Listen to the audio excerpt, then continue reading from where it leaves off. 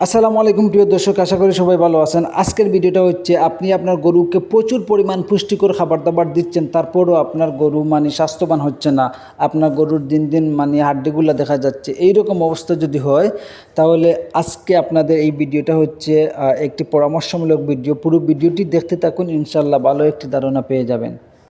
প্রথমত বলি যে যদি এই রকম হয় যে আমার এই যে গরু দেখতেছেন, এই গরুর মতো যে অনেকগুলা পুষ্টিকর খাবার দাবার দিচ্ছি, তারপরও দিন দিন শুকিয়ে যাচ্ছে, তার শরীরের কোনো গ্রোথ হচ্ছে না, এই রকম যদি ঘটনা হয়, আমি একজন ডাক্তারের সাথে পরামর্শ করেছি। ডাক্তার আমাকে যেটি বললেন যে আমরা গরুকে যে খাবার দাবারগুলো দেই, সেই খাবার দাবার যে মাঠের ঘাসগুলা, সেই ঘাসগুলাতে প্রচুর পরিমাণ শামুক নাকি ডিম পাড়ে। সেই শামুকে ডিম পাড়ার ফলে এই ঘাসগুলাতে প্রচুর পরিমাণ কৃমি হয়। এই ঘাসগুলা খেলে গরুকে কৃমি বেশি অ্যাটাক করে। শুধু গরুর পেটের কৃমিনাশক করালে হবে না, এই ঘাসগুলা খাওয়ার ফলে গরুর প্রতিটি শরীরে শিরা শিরায়, রক্তে বা তাদের কলিজায় পর্যন্ত কৃমি উঠে যায়। তো আমাকে ডাক্তার বললেন যে আপনি এক কাজ করবেন, যেটি হচ্ছে যে আপনার গরুকে কৃমি ডোজের পাশাপাশি আপনি কৃমির ইনজেকশন দিবেন। কলিজা কৃমির ইনজেকশন আলাদা আছে, সেইটাও দিতে হবে।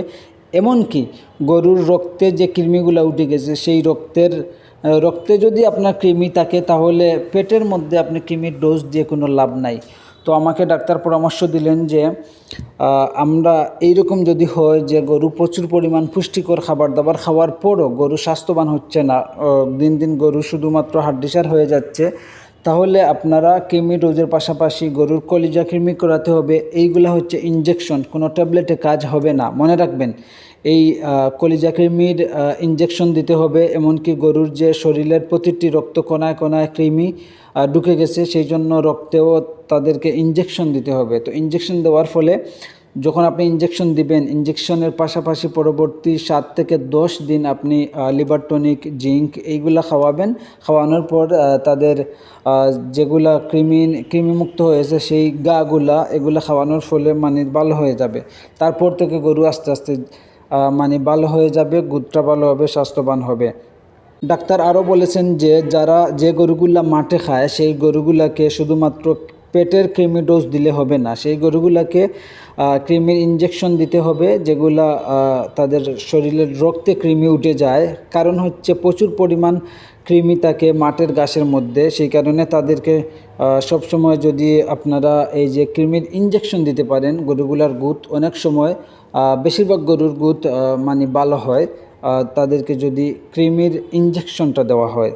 যদি এরকম আপনাদের গরুর সাথে হয় যে আপনার গরুকে আপনি প্রচুর পরিমাণ ভালো খাবার দাবার দিচ্ছেন, তারপরও আপনার গরুর গ্রোথ হচ্ছে না, আপনি এইটা করে দেখতে পারেন, ইনশাল্লাহ ভালো হয়ে যাবে। যে আপনি কৃমির ইনজেকশন দিবেন, কলিজা কৃমি করাবেন, প্রতিটি রক্তে তাদের যে কৃমি উঠে গেছে সেই রক্তের কৃমি ডোজ দিবেন, ইনজেকশন, দেখবেন ইনশাল্লাহ আপনার গরু ভালো হয়ে যাবে। যদি আমাদের ভিডিওটি ভালো লাগে অবশ্যই আমাদের চ্যানেলটি সাবস্ক্রাইব করবেন।